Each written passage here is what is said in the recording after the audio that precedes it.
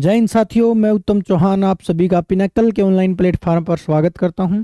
मैं आशा करता हूं कि आप सभी खुश हैं, स्वस्थ हैं और अपनी तैयारी को बहुत ही बेहतरीन तरीके से कर रहे हैं। देखिएगा दोस्तों, हम जो है 6500 प्लस टीसीएस एमसीक्यू की जो हमारी बुक है जनरल स्टडीज की, उसका सॉल्यूशन कर रहे हैं। इस बुक के अंदर जो है क्वेश्चंस के अलावा डिटेल एक्सप्लेनेशन भी दी गई है और अलग से हम भी जो है आपको एक्सप्लेन कर रहे हैं ताकि आपको आने वाले जो एग्जाम्स हैं उनके लिए बहुत ही ज़्यादा यूजफुल रहे। बुक चैप्टर वाइज है और जो है आपकी दोनों मीडियम में जो है आपको मिलेगी, 5th एडिशन है। और मैं आपको साइंस का पोर्शन कंप्लीट करवा रहा हूँ। साइंस के अंदर जो है हम जो है यहाँ पर आज डिजीज़ को डिस्कस करेंगे। इससे पहले भी 2 चैप्टर जो है हम डिजीज़ के कर चुके हैं। चलिएगा ज़्यादा समय न लगाते हुए स्टार्ट करते हैं आज के हमारे सेशन को। बायोलॉजी की आज की जो हमारी क्लास है, और क्लास जो है आज की 6ठी है, 6th क्लास जो है बायोलॉजी की हम लेने वाले हैं, जिसमें हम डिजीज़ को ही डिस्कस करेंगे। मैं आपको होमवर्क बता चुका हूं कि जो बेसिक क्वेश्चंस हैं डिजीज़ के, जैसे कि कौन सी बीमारी किसकी वजह से होती है, बैक्टीरियल डिसऑर्डर कौन कौन से हैं, वायरस से होने वाले रोग कौन कौन से हैं, फंगस से होने वाले रोग कौन कौन से हैं, इन सभी के बारे में मैं बता चुका हूं और आपको ये भी कह चुका हूं कि आपको एज ए होमवर्क इनको कर लेना है। अब कुछ बढ़िया और बेहतरीन क्वेश्चन जो है डिजीज़ के बच्चे हैं जिनको अपन डिस्कस कर लेते हैं। देखिएगा क्वेश्चन क्या है। Identify a way that does not prevent a non-communicable disease from occurring in someone। एक ऐसे तरीके की पहचान करें जो किसी गैर संचारी रोग को किसी में होने से नहीं रोक सकता। यानी कि यहाँ पर नॉन कम्युनिकेबल डिसऑर्डर की बात की गई है। नॉन कम्युनिकेबल डिसऑर्डर में कौन कौन से आते हैं? जो बॉडी के अंदर डिफेक्ट की वजह से होते हैं, जैसे कि आपका कोई भी कैंसर है, सीएडी है, हृदय की जितनी भी डिसऑर्डर हैं, कैंसर है आपका, कैंसर है, शुगर है आपका, डायबिटीज जिसको अपन बोलते हैं, जोंडिस आपका, ये डिसऑर्डर जो बॉडी ऑर्गन्स के डिफेक्ट की वजह से होते हैं उनको हम बोलते हैं नॉन कम्युनिकेबल डिसऑर्डर। तो नॉन कम्युनिकेबल डिसऑर्डर जो है, नॉन कम्युनिकेबल डिसऑर्डर को कौन प्रिवेंट नहीं कर सकता? तो इसमें देखिएगा सबसे पहले ब्लड ट्रांसफ्यूजन, उसके बाद एडिक्वेट स्लीप। अब देखो एक बात बताओ भाई, अपर्याप्त नींद अगर आप लोगे तो क्या हो सकता है कि नॉन कम्युनिकेबल डिसऑर्डर आपको हो जाए, कोई ऑर्गन आपका डैमेज हो जाए। अगर आप बैलेंस डाइट नहीं लोगे तो हो सकता है आपका कोई ऑर्गन खराब हो जाए, डाइजेस्टिव सिस्टम खराब हो जाए। हेल्दी डाइट अगर आप नहीं लेते हो तो भी हो सकता है। यानी कि ये तीनों के तीनों रीजन हैं नॉन कम्युनिकेबल डिसऑर्डर होने के। इन तीनों की वजह से नॉन कम्युनिकेबल डिसऑर्डर हो सकते हैं, बट किसकी वजह से? ब्लड ट्रांसफ्यूजन की वजह से जो है आपका नॉन कम्युनिकेबल डिसऑर्डर नहीं हो सकता। ये जो है आपका कम्युनिकेबल डिसऑर्डर के लिए रिस्पॉन्सिबल है। ठीक है, ये 3 जो नीचे दिए गए हैं पॉइंट, ये आपके नॉन कम्युनिकेबल डिसऑर्डर के लिए रिस्पॉन्सिबल हैं। और इसने पूछा है कौन सा रिस्पॉन्सिबल नहीं है, नॉट प्रिवेंट, यानी कि इसका राइट आंसर क्या होगा? ब्लड ट्रांसफ्यूजन होगा। ठीक है भाई, तो इसका राइट आंसर ए होगा। नॉन कम्युनिकेबल डिसऑर्डर कौन से होते हैं, कम्युनिकेबल कौन से होते हैं, एक्यूट कौन से होते हैं, क्रोनिक कौन से होते हैं, जेनेटिक कौन से डिसऑर्डर होते हैं, ये सभी डिसऑर्डर्स की टाइप जो है हम पहले क्वेश्चंस में डिस्कस कर चुके हैं। मैं बता चुका हूं आपको कैसे आपको जो है इनको करना है। चलिएगा नेक्स्ट क्वेश्चन को देखते हैं। नेक्स्ट क्वेश्चन आपके सामने है, आप आंसर दे सकते हो। Poor sanitation condition may not be likely reason behind which of the following disease and condition. निम्नलिखित में से किस बीमारी या स्थिति के पीछे खराब स्वास्थ्य की स्थिति संभावित कारण नहीं हो सकती? तो खराब स्वास्थ्य की स्थिति, देखिएगा अब एक बात बताओ, फिर वही क्वेश्चन है। अब देखिएगा, अगर आपका स्वास्थ्य खराब है तो हो सकता है कि टाइफाइड आपको हो जाए। बिल्कुल ठीक है, ये तो हो सकता है। आपको कोलेरा जो है आपका कोलेरा भी हो सकता है, हैजा भी हो सकता है। अगर आपको बॉडी में किसी भी प्रकार की स्वास्थ्य की कोई भी कमी है तो ये भी हो सकता है। उसके बाद है अर्थराइटिस। अर्थराइटिस होता है जॉइंट्स में सूजन। जो आपके जॉइंट्स होते हैं, जब 2 बोन मिलती हैं तो उन 2 बोन जो होती हैं, हड्डियां जो होती हैं, उनके बीच का जो बंधन होता है जिसको हम जॉइंट्स बोलते हैं, उनके अंदर जो सोजन जो होते हैं उसको हम बोलते हैं अर्थराइटिस। अब बोन्स के बीच में जो ज्वाइंट हैं उनके अंदर जो सूजन है उसका कोई भी संबंध नहीं है किससे भी, आपका जो है पुअर सैनिटेशन से। अब पुअर सैनिटेशन से ज्वाइंट खराब हो ऐसा नहीं हो सकता, उसका अलग रीजन है। तो इसका ये राइट आंसर होगा। इसने यही क्वेश्चन पूछा है, कौन सा नहीं है, नोट क्वेश्चन इससे पूछा है। बहुत ही लेवल के क्वेश्चन है ये दोनों के दोनों। एक बार पढ़ने में हो सकता है आपको समझ में ना आए, तो इसका अर्थराइटिस जो होगा राइट आंसर होगा। पोलियो जो है, पोलियो वायरल डिसऑर्डर है, ब्रेन को डैमेज करता है, पुअर सैनिटेशन की वजह से हो सकता है। कोलेरा भी हो सकता है पुअर सैनिटेशन से, टाइफाइड भी हो सकता है, बट अर्थराइटिस यानी कि ज्वाइंट्स में जो सूजन है वो पुअर सैनिटेशन से नहीं हो सकती। नेक्स्ट क्वेश्चन देखिएगा, विच of the following diseases can't be prevented by vaccination? किसको हम वैक्सीनेशन के थ्रू प्रिवेंट नहीं कर सकते? अब वैक्सीनेशन किसकी होती है?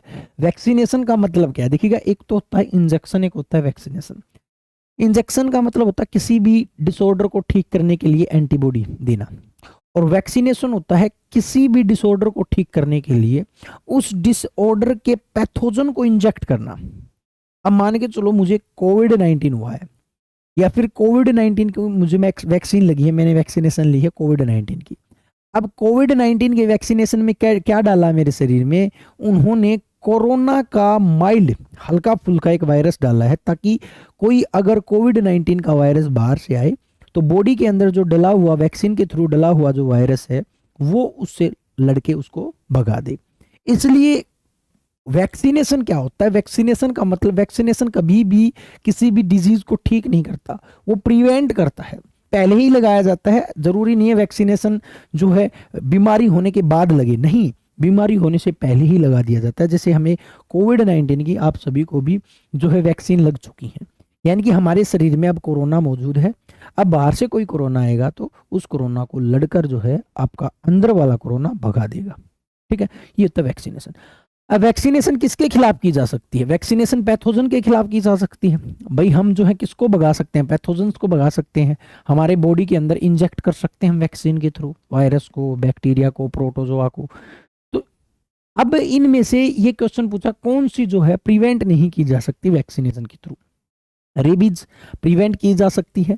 रेबीज वायरस से होती है, हम वायरस को इंजेक्ट कर दें बॉडी में पहले ही तो ये प्रिवेंट हो जाएगी। ठीक है, बेरी जो है वो विटामिन B1 की वजह से होती है। अब एक बात बताओ, B1 को इंजेक्ट थोड़ी ना कर सकते हैं, वैक्सीनेशन थोड़ी ना कर सकते हैं इसके लिए तो हमें विटामिन B को खाना पड़ेगा। तो इसका राइट आंसर क्या बन जाएगा? ये ही बन जाएगा। टाइफाइड हम इंजेक्ट कर सकते हैं, पैथोजन है, मीजल्स भी वायरस से होता है, टाइफाइड बैक्टीरिया से होता है, तो इनको हम इंजेक्ट कर सकते हैं। वैक्सीन का मतलब ही ये है कि जिस पैथोजन से जो रोग होता है उस पैथोजन को पहले ही बॉडी में इंजेक्ट कर दिया जाए, ताकि जब वो डिसऑर्डर व्यक्ति को हो उस टाइम पर वो जो पैथोजन आपकी बॉडी में इंजेक्ट कर रखा है वो उससे लड़के भगा दे। वो कहते हैं ना, लोहे को लोहा, मतलब जो है सेम चीज को जो है खत्म करती हैं। ठीक है, जैसे सुना हुआ गर्मी को गर्मी मारती है, सर्दी को सर्दी मारती है, ऐसी कई चीजें सुनी होंगी, तो उनको वही खत्म करेंगे। तो इसका राइट आंसर बी होगा। नेक्स्ट देखिएगा, according to world health organization WHO फर्जी बोर्ड आफ्टर कोविड-19 के बाद इसका ज़्यादा अहमियत नहीं रही है। पहले पूरा विश्व जो है इसी के कहे पर चलता था, इसी की डेफिनेशंस को मानता अब भी है, हालांकि मैं तो ऐसे ही कह रहा हूँ, फर्जी board. WHO world health organization जिसके थ्रू जितनी भी मेडिकल साइंस है वो चलती है, उसके अकॉर्डिंग एक डेफिनेशन है कि hygiene refers to dash and the practices that help to maintain dash and dash the spread of disease. यानी कि स्वास्थ्य उन स्थितियों और प्रथाओं को संदर्भित करता है जो स्वास्थ्य को बनाए रखने और बीमारियों के प्रसार को रोकने में मदद करती हैं। तो इंग्लिश में देख लीजिएगा, हाइजीन रेफर्स टू कंडीशंस। किन कंडीशंस को? कंडीशंस को रेफर करता है हाइजीन, कि हाइजीन कंडीशंस बताएगा कि किस कंडीशन में कितना हाइजीन है। And practices that help to maintain, practice करते हैं हम किसी भी चीज को, वो हेल्प करती हैं टू मेंटेन हेल्थ। प्रैक्टिसेस जो हैं वो हेल्थ को मेंटेन करती हैं, और आपका and prevent the spread of disease. जो आपकी प्रैक्टिसेस जो हैं वो प्रिवेंट करती हैं, रोकथाम करती हैं, prevent the spread of disease. तो इसका क्या आ जाएगा? Condition, health and prevent is the right answer. तो स्टॉप नहीं आएगा, स्टॉप मत कर दीजिएगा, प्रिवेंट आएगा। D is the right answer. ठीक है भाई, D is the right answer. तो ये जो है आपको याद रखना है इसका क्वेश्चन। ये WHO की डेफिनेशन है जो बार बार परीक्षाओं में पूछी जाती है, इंपॉर्टेंट है। नेक्स्ट क्वेश्चन को देखिएगा, विच of the following is a type of plant disease, इनमें से अब आपको अगर प्लांट डिजीज पता है कौन कौन सी प्लांट डिजीज होती हैं, किससे होती हैं, तो आप इसको कर सकते हो, नहीं फिर आप इस क्वेश्चन को नहीं कर पाओगे। जैसे ह्यूमन डिजीज होती हैं वैसे ही एनिमल डिजीज होती हैं, वैसे ही आपकी जो है प्लांट डिजीज भी होती हैं। जो पौधे होते हैं, फ्रूट्स होते हैं या फिर सब्जियां होती हैं, वेजिटेबल्स होती हैं, उनको भी डिसऑर्डर होते हैं, वो भी खराब होती हैं किसी न किसी वायरस, बैक्टीरिया, फंगस की वजह से। तो ऐसे ही आपकी एक ब्लाइट डिसऑर्डर है जो फंगस और बैक्टीरिया की वजह से होता है, फंगस और बैक्टीरिया की वजह से होता है। तो ब्लाइट जो है आपका प्लांट डिसऑर्डर है। और भी है, सिट्रस है आपका, और भी जो है बहुत से जो है रेतुआ रोग है गेहूं का, और भी डिसऑर्डर्स हैं जो आपकी किसकी वजह से होते हैं, प्लांट डिसऑर्डर्स हैं। तो प्लांट डिसऑर्डर्स को आपको कर लेना है। हालांकि एसएससी में इतने ज़्यादा प्लांट डिसऑर्डर्स नहीं पूछे जाते, फिर भी आपको कर लेने हैं। नेक्स्ट क्वेश्चन पर चलते हैं। Dash is a disorder resulting in abnormal electrical charge from the brain cells causing seizures, मतलब जो है मिर्गी लाता है, मिर्गी का रीजन बनता है। एक रोग का नाम है जिसके परिणाम स्वरूप मस्तिष्क की कोशिकाओं से असामान्य विद्युत निर्वहन करता है। विद्युत जो है एक इलेक्ट्रिकल चार्ज आ जाता है जिसकी वजह से दौरे पड़ते हैं। उस रोग को हम क्या कहते हैं? उसको हम मिर्गी बोलते हैं, एपिलेप्सी बोलते हैं। क्या बोलते हैं भी? एपिलेप्सी बोलते हैं। देखिएगा यहाँ पर आप ऑप्शंस को भी नेग्लेक्ट कर सकते हो अगर आपको नॉलेज है डिजीज की। जैसे कि प्रोस्टेटाइटिस क्या है? प्रोस्टेट जो ग्लैंड होती है आपकी, उसके अंदर जो सूजन होती है उसको हम प्रोस्टेटाइटिस बोलते हैं। हाइपोग्लाइसीमिया, ये इंपॉर्टेंट है भी, हाइपोग्लाइकेमिया क्या होता है भी? हाइपोग्लाइकेमिया क्या होता है? ग्लूकोज लेवल का, शुगर लेवल करो, शुगर लेवल का कम होना। देखिएगा शुगर लेवल बढ़ता है तो उसको हम डायबिटीज बोलते हैं। शुगर लेवल का बढ़ना, शुगर लेवल कितना होता है? 90 से 110। अगर ये बढ़ रहा है तो उसको हम डायबिटीज बोलते हैं, शुगर बोलते हैं। लेकिन शुगर लेवल घट रहा है तो इसको हम हाइपोग्लाइसेमिया बोलते हैं। इसको याद रखिएगा, इंपॉर्टेंट है। अर्थराइटिस किसको कहते हैं? जो जॉइंट्स होते हैं उनके अंदर जो सूजन होती है उसको हम अर्थराइटिस बोलते हैं। तो इसका राइट आंसर जो होगा वो मिर्गी होगा। यानी कि जो एपिलेप्सी जो है वो आपका ब्रेन रिलेटेड डिसऑर्डर है, जिसमें ब्रेन जो है इलेक्ट्रिकल डिस्चार्ज करने लग जाता है और जिसकी वजह से कुछ मतलब जो है जो आपकी बॉडी जो है वो अलग से एक्टिविटी दिखाती है, दौरे पड़ते हैं, जो है आप ये कह सकते हो बॉडी हिलने लग जाती है, बहुत सी चीजें होती हैं। तो इसको हम क्या बोलते हैं? एपिलेप्सी बोलते हैं। नेक्स्ट क्वेश्चन को देखिएगा। विच of the following is not a type of mosquito? कौन सी जो है मच्छर की टाइप नहीं है? अब ये मच्छर से क्वेश्चन नहीं पूछा गया, डिजीज से क्वेश्चन है। देखिएगा हमें पता है क्यूलेक्स एक मच्छर है जिससे जापानीज फीवर होता है। एडीज भी एक मच्छर है जिससे आपका जो है आपका डेंगू होता है, जिक्का होता है, ठीक है, और जो है आपका एनाफ्लीज से मलेरिया होता है। यानी कि ये मच्छर है, लेकिन आपका लिमुलस जो है आपका मच्छर नहीं है। तो इसने यही क्वेश्चन पूछा है कौन सा मस्क्यूटो नहीं है, कौन सा मच्छर का प्रकार नहीं है। तो आपका ए जो होगा इसका राइट आंसर होगा। नेक्स्ट क्वेश्चन देखिएगा। विच of the following factors is responsible for the disease called mad Hatter disease? Mad Hatter disease किसे कहते हैं? क्वेश्चन आपसे पूछा गया है। देखिएगा एक पॉइजनस मेटल होती है जिसका नाम होता है मरकरी। जब मरकरी बॉडी के अंदर ज्यादा इंटर कर जाती है, ज्यादा मतलब बॉडी के अंदर मरकरी हो जाती है, Hg की अधिकता हो जाती है, तो मरकरी पॉइजनस होती है और उसकी वजह से एक डिसऑर्डर होता है जिसका हम बोलते हैं मैड हैटर डिसऑर्डर। ठीक है, तो ये क्वेश्चन डायरेक्ट है, मैड हैटर डिजीज किसे कहते हैं या किसकी वजह से होती है? तो मरकरी पॉइजनिंग की वजह से जो है आपकी मैड हैटर जो है आपकी मैड हैटर डिजीज होती है। ठीक है भाई। इनहेलिंग आयरन डस्ट, जब आयरन ज्यादा मात्रा में इनहेल करने लग जाते हो तो इसको हम क्या बोलते हैं? सिरहोसिस बोलते हैं, सिरहोसिस बोलते हैं, सिरहोसिस बोलते हैं। ठीक है, ये सिरोसिस है। जब आयरन ज्यादा, आयरन की अधिकता, लोहे की अधिकता, आयरन की अधिकता, वो हम सिरोसिस बोलते हैं। ठीक है। डी की डेफिशिएंसी से कैल्शियम कम हो जाएंगी, कैल्शियम की कमी से बोन जो है वो क्या हो जाएंगी? वीक हो जाएंगी। बोन की डिसऑर्डर जो है वो किसके वजह से होंगे? विटामिन डी की डेफिशिएंसी की वजह से होंगी। तो इसका राइट आंसर सी होगा। नेक्स्ट क्वेश्चन पर चलिएगा।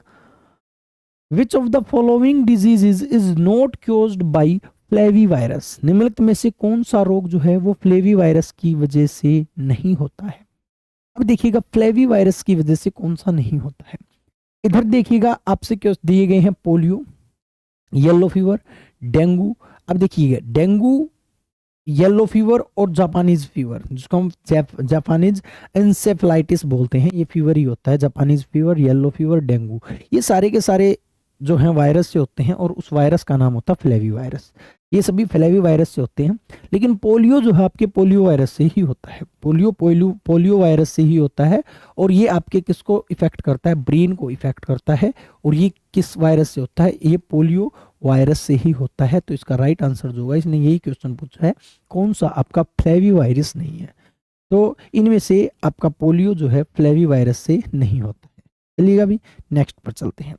नेक्स्ट क्वेश्चन आपका, विच of the following is an example of infectious disease. Infectious का मतलब संक्रामक, संक्रामक का मतलब कम्युनिकेबल डिसऑर्डर है, जो टच से फैलता है या फिर जो है कम्युनिकेशन से फैलता है, जो पैथोजन से होता है, ऐसे मान सकते हो। इन्फेक्टियस का मतलब क्या है, जो पैथोजन से होता है, बैक्टीरिया वगैरह से होता है, बैक्टीरिया, फंगस, प्रोटोजोआ, पैथोजन से होता है, इनको हम क्या बोलते हैं, इन्फेक्टियस बोलते हैं। पहला ही ऑप्शन टीबी है। हम सभी को पता है टीबी जो है वो ट्यूबरकुलोसिस नाम के बैक्टीरिया से होता है, ड्रॉपलेट इन्फेक्शन है, आसपास आने से ये डिसऑर्डर फैल जाता है। तो इसका पहले का आंसर ए ही हो गया।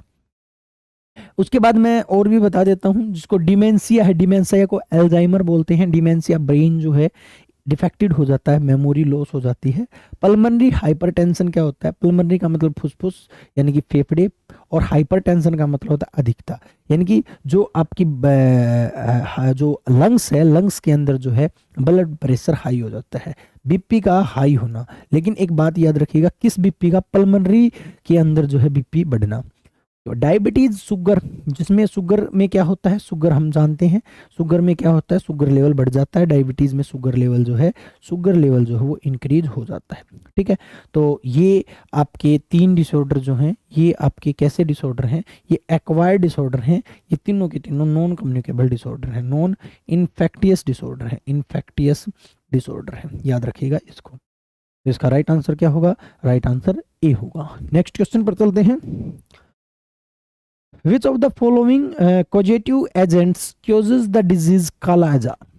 तो किसकी वजह से जो है काला अजार होता है, तो हमें पता है मलेरिया है, काला अजार है, अमोबासिस है, ये सारे के सारे जो हैं प्रोटोजोआ की वजह से होते हैं। किसकी वजह से होते हैं, प्रोटोजोआ की वजह से होते हैं। तो काला अजार प्रोटोजोआ से होने वाला डिसऑर्डर है। निंद्रा रोग भी, स्लीपिंग सिकनेस भी जो है आपका प्रोटोजोआ से होता है। मलेरिया भी, मलेरिया, स्लीपिंग सिकनेस, ठीक है, और जो है अमोबियासिस, ये सारे के सारे आपके प्रोटोजोअल डिसऑर्डर हैं, याद रखिएगा, क्वेश्चन पूछ लिए जाते हैं। वूपिंग कफ भी, वूपिंग कफ भी। नेक्स्ट क्वेश्चन देखिएगा, विच of the following disease is marked by the dementia. Dementia का मतलब क्या होता है, ब्रेन जो होता है आपका, ब्रेन जो हो अच्छे से काम नहीं करता, याददाश्त कमजोर हो जाती है, उसको हम डिमेंशिया बोलते हैं। डायरिया, उल्टी दस्त लगती है, डायरिया हो जाएगा। डर्मेटाइटिस, स्किन जो है वो रूखी पड़ जाएगा, डर्मेटाइटिस, इसको बोलते हैं 3D, क्या बोलते हैं, 3D, ठीक है, 3D बोलते हैं इसको। Is also known as 3DS, 3DS disorder बोलते हैं इसको, 3DS डिसऑर्डर के नाम से जाना जाता है इसको। तो उसका नाम है पेलगरा। पेलगरा जो है आपका 3DS डिसऑर्डर है, इसको 4DS भी बोलते हैं, 4DS भी बोलते हैं, 4DS बोलते हैं। और लास्ट जो डी है, ये क्वेश्चन पूछ लिया जाता है, 4th D जो है किसको डिनोट करता है, 4th D जो हो डेथ को डिनोट करता है। पेलगरा बहुत ही खतरनाक डिसऑर्डर है। इसमें क्या होगा, स्टार्टिंग में डिमेंशिया होगा, डिमेंशिया में क्या होगा, ब्रेन याददाश्त जो है कमजोर होने लगेगी। उसके बाद डायरिया होगा, उल्टी दस्त होने लगेंगी, यानी कि बॉडी जो है बिल्कुल कमजोर हो जाएगी। उसके बाद आपका डायरिया के बाद जो है आपका डर्मेटाइटिस होगा, यानी कि स्किन जो है बिल्कुल पतली हो जाएगी, रूखी हो जाएगी। और आफ्टर दैट लास्ट में व्यक्ति की मृत्यु हो जाएगी। इसको हम बोलते हैं 4DS। और 4DS जो है आपका कौन है, पेलगरा है। पेलगरा बहुत खतरनाक डिसऑर्डर है। Pellagra mainly B3 niacin, vitamin niacin B3 की कमी से जो है आपका, की कमी से जो है आपका कौन सा डिसऑर्डर होता है, ये आपका पेलगरा होता है, याद रखिएगा, इंपॉर्टेंट डिसऑर्डर है। 4DS, ठीक है, वैसे इसको 3DS बोलते हैं, लेकिन इसमें व्यक्ति की डेथ भी हो जाती है तो इसको 4DS बोल देते हैं। ये क्वेश्चन पूछ लिया जाता है, 4th D जो है वो किसको डिनोट करता है, तो डेथ को बताता है। और पहला D, सेकंड D और 3rd D, ठीक है, डिमेंशिया, डायरिया एंड डर्मेटाइटिस, इसको याद रखना है। ओस्टियोपोरोसिस, ओस्टियोपोरोसिस, ओस्टियोमोलोसिया नहीं, ओस्टियोपोरोसिस। ओस्टियोपोरोसिस मैंने आपको बताया था, बोन जो है वो सॉफ्ट हो जाएंगी, सॉफ्ट बोन का होना ओस्टियोपोरोसिस कहलाता है, ये हम कर चुके हैं। उसके बाद जीरोफ्थेल्मिया जो होता है, आंखों से कम दिखेगा, विटामिन ए की कमी से होगा ये, ठीक है। और स्कर्वी जो है विटामिन सी की कमी से होगा, ओस्टियोपोरोसिस विटामिन ए की कमी से होगा। ये सारे डिसऑर्डर बार बार हम कर रहे हैं, तो इसको ज़्यादा करने की ज़रूरत नहीं है। नेक्स्ट क्वेश्चन देखिएगा, which bacterium is responsible for peptic ulcer. Peptic ulcer यानी कि पेट का जो अल्सर होता है उसको हम बोलते हैं पेप्टिक अल्सर। पेप्टिक अल्सर के लिए कौन रिस्पॉन्सिबल है? हिंदी में पेप्टिक अल्सर ही है, वैसे अमाशय के छाले इसको बोलते हैं हम, ठीक है। तो पेप्टिक अल्सर जो है किसकी वजह से होता है, तो डायरेक्ट ही याद रखोगे तो दी बेस्ट रहेगा, ठीक है। तो इसका नाम होता है हेलिकोबैक्टर पाइलोरी। क्या नाम होता है? Helicobacter pylori, pylori, it is the right answer. तो पेप्टिक अल्सर किसकी वजह से होता है? तो बैक्टीरिया का नाम आपसे पूछेगा, पूछ लेता है, ये डायरेक्ट क्वेश्चन पूछ लेता है। हालांकि इतना नॉन डिसऑर्डर ये है नहीं, इतना चर्चा में डिसऑर्डर ये रहता नहीं है, फिर भी ये क्वेश्चन एसएससी जो है पूछ लेता है। याद रखिएगा, पेप्टिक अल्सर जो है हेलिकोबैक्टर पाइरोली की वजह से होता है। 2-3 बार नाम को याद कर दीजिएगा, याद आ जाएगा आपका हेलिकोबैक्टर पाइरोली, हेलिकोबैक्टर पाइरोली। वैसे आप याद रखिएगा, पेप्टिक से याद रखिएगा पी, पेप्टिक से याद रखिएगा पी, ये पेप्टिक से पेट याद रखिएगा, पेट, ठीक है। अमाशय स्टमक, स्टमक में होता है, ये भी क्वेश्चन पूछ लिया जाता है। हेलिकोबैक्टर, हेलिकोबैक्टर पाइरोली कहाँ होता है? एक ये जो है आपका इस स्केरेसिया कोली, ई कोली जिसको हम नाम बोलते हैं, ये भी इंपॉर्टेंट है। ई कोली, ई कोली बैक्टीरिया भी इंपॉर्टेंट है। ये आपके लार्ज इंटेस्टाइन में पाया जाता है, मेनली लार्ज इंटेस्टाइन के रेक्टम में पाया जाता है।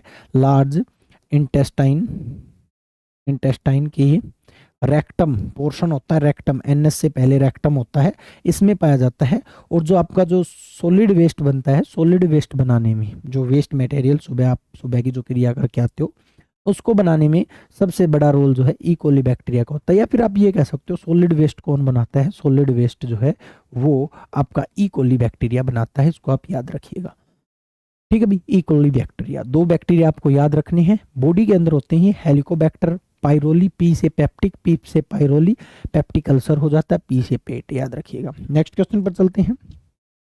विच of the following causative agents causes the disease Ebola. तो इबोला एक वायरस है, वायरल डिसऑर्डर है, तो इनको करना नहीं है। इबोला, जिक्का, ये सारे के सारे जो हैं वायरल डिसऑर्डर हैं, मैं आपको बता चुका हूँ।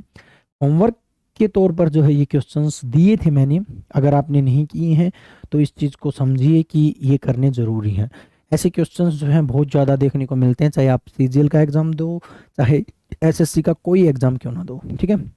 और कट ऑफ आपने देख ही ली होगी, कट ऑफ 150 प्लस आप मायने रखता है कि आप ऐसा नहीं कर सकते कि केवल मैथ से आप कट ऑफ को कवर कर जाओ, केवल रीजनिंग से कट ऑफ कवर कर जाओ, ऐसा नहीं हो सकता। आपको हर चीज़ को पढ़ना पड़ेगा जब आप कट ऑफ कवर कर सकते हो, ठीक है। तो एसएससी की कट ऑफ अच्छी जाती है, तो आप सभी चीज़ों को ध्यान रखें।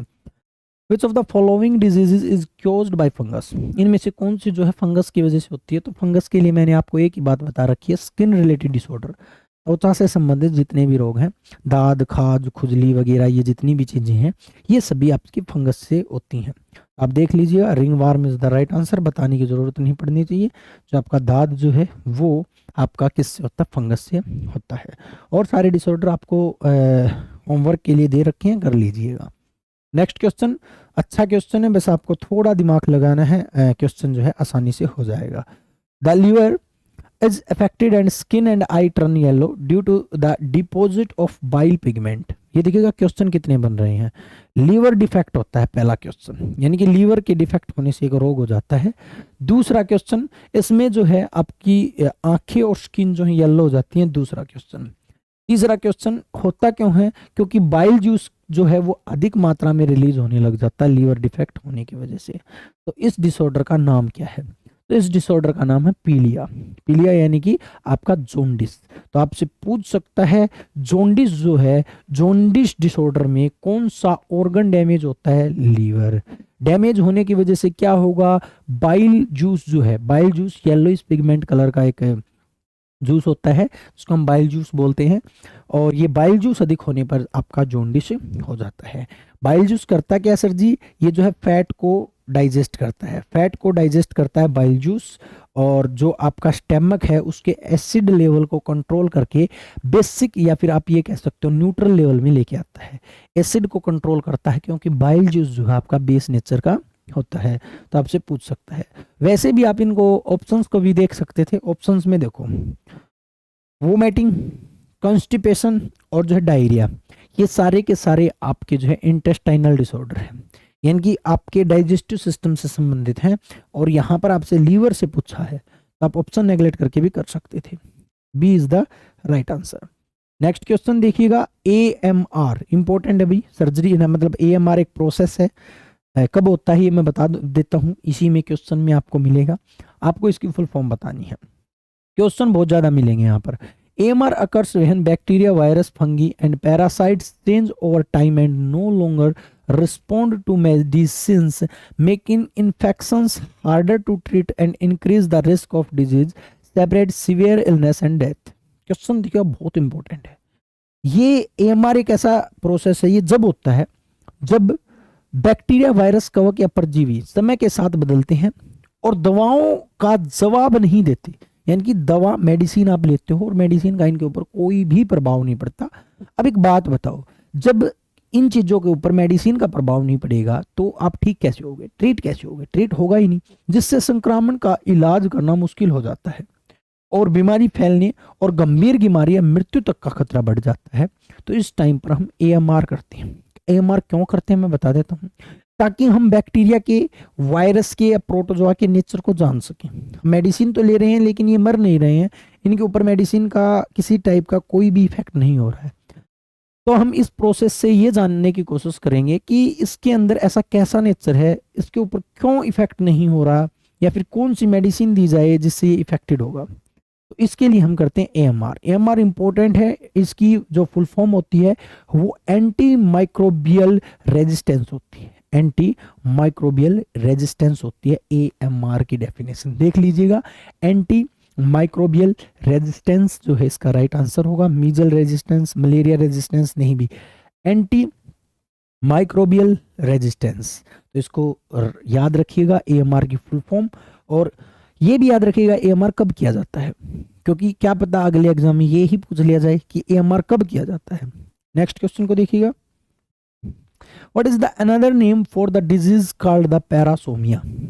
अगर आपने इंग्लिश की है तो सोमिया का मतलब होता है स्लीपिंग, स्लीप नींद से है, और जो है आपका पैरा का मतलब होता है पैर से, यानी कि पैर यानी कि फुट। तो पैर से नींद, पैर से नींद मतलब नींद में चलना, मतलब नींद में चलना। तो देख सकते हो नाइट ब्लाइंडनेस तो रात को नहीं दिखता इसमें। तो उसके बाद जो है सी सिकनेस, उल्टी जिसको हम बोलते हैं, स्लिप वॉकिंग, ये ठीक है, slip walking is the right answer. यानी कि नींद में चलना क्या कहलाता है, पैरासोमिया कहलाता है। वैसे मैंने आपको बता दिया, पैरा का मतलब पैर, स्लिप का मतलब चलना, पैर से चलना नहीं, नींद में चलना, नींद में चलना। कई दफा देखा होगा आपने, बहुत से ऐसे लोग होते हैं, ऐसे मतलब डिसऑर्डर देखने को मिलता है हमें कि वो जो है नींद में ही चलने लग जाते हैं। ठीक है, तो नींद में चलना क्या कहलाता है, पैरासोमिया कहलाता है। नेक्स्ट क्वेश्चन पर चलेंगे। नेक्स्ट है ट्रोकोमा। ट्रैकोमा इंपॉर्टेंट है, ट्रोकोमा ये पहले से ही आ रहा है। ट्रैकोमा, ट्रैकोमा एक वायरल डिसऑर्डर है, इसमें वायरस की वजह से जो है आंखें इन्फेक्टेड हो जाती हैं, लाल हो जाती हैं। Is the preventable disease that results from the poor hygiene and sanitation. इसमें पुअर हाइजीन और सैनिटाइजेशन, आप ऐसे ही आंखों को हाथ लगाते रहते हो, ऐसे ही कुछ कुछ करते रहते हो आंखों के साथ, तो उसकी वजह से जो है ये डिसऑर्डर हो जाता है। और ट्रैकोमा जो है किसको इफेक्ट करता है, तो ट्रैकोमा जो है आई रिलेटेड डिसऑर्डर है, आंखों को जो है इफेक्ट करता है। ठीक है भी, तो बिल्कुल इजी क्वेश्चन है, ज़्यादा इसमें कुछ जो है रॉकेट साइंस आपको लगानी नहीं है। डाउन सिंड्रोम, मैंने आपको बताया था, down syndrome, Patau syndrome, क्लीनेफेल्टर syndrome, Turner syndrome, ये जितने भी सिंड्रोम है एड्स को छोड़ करके, एड्स एक्वायर्ड इम्यूनोडेफिशिएंसी सिंड्रोम वो भी एक सिंड्रोम है, एड्स एक वायरल सिंड्रोम है, लेकिन और जितने भी सिंड्रोम है वो सारे के सारे आपके जो है जेनेटिक डिसऑर्डर्स हैं। इनमें डाउन सिंड्रोम में क्या होता है, एक क्रोमोसोम कम होता है, एक क्रोमोसोम कम होता है। अब सिंपल सी बात, एक बात बताओ, क्रोमोसोम करते क्या है, बॉडी में क्रोमोसोम, देखिएगा मैं आपको समझा देता हूँ, क्वेश्चन पढ़ लीजिएगा आप डाउन सिंड्रोम के बारे में। आपको मैं बता देता हूँ, ये एक जेनेटिक डिसऑर्डर है। कैसा डिसऑर्डर है, जेनेटिक डिसऑर्डर है। क्वेश्चन पढ़ लीजिएगा, विच causes learning difficulties and the physical health development delays and disabilities. इसकी वजह से व्यक्ति डिसेबल होता है, सीखने में कठिनाई होती है। अब देखो होता क्या, मैं आपको बताता हूँ। इनको क्रोमोसोमल डिसऑर्डर भी बोलते हैं। क्या बोलते हैं? क्रोमोसोमल डिसऑर्डर भी बोलते हैं। अगर ये इन डिसऑर्डर्स अगर हो जाते हैं, जन्म से ही होते हैं, बाई बर्थ होते हैं, और ये जब होते हैं तो इनका कोई भी ट्रीटमेंट नहीं होता और कोई भी मेडिसिन नहीं होती। ये भी क्वेश्चन आपसे पूछ लिया जाता है। होते क्यों है? क्रोमोसोमल क्यों कहते हैं? आपने सुना होगा बॉडी के अंदर जो क्रोमोसोम्स होते हैं, क्रोमोसोम जिनको हम गुणसूत्र बोलते हैं, जिनको हम क्या बोलते हैं? गुणसूत्र बोलते हैं।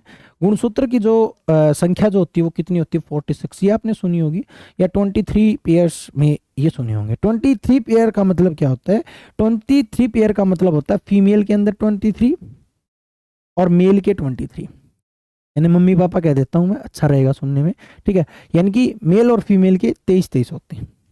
इनमें से होता क्या है? इनमें से 22 इसके और 22 इसके, यानी कि 44 जो होते हैं, 44, ये होते हैं ऑटोसोम। ये क्या होते हैं?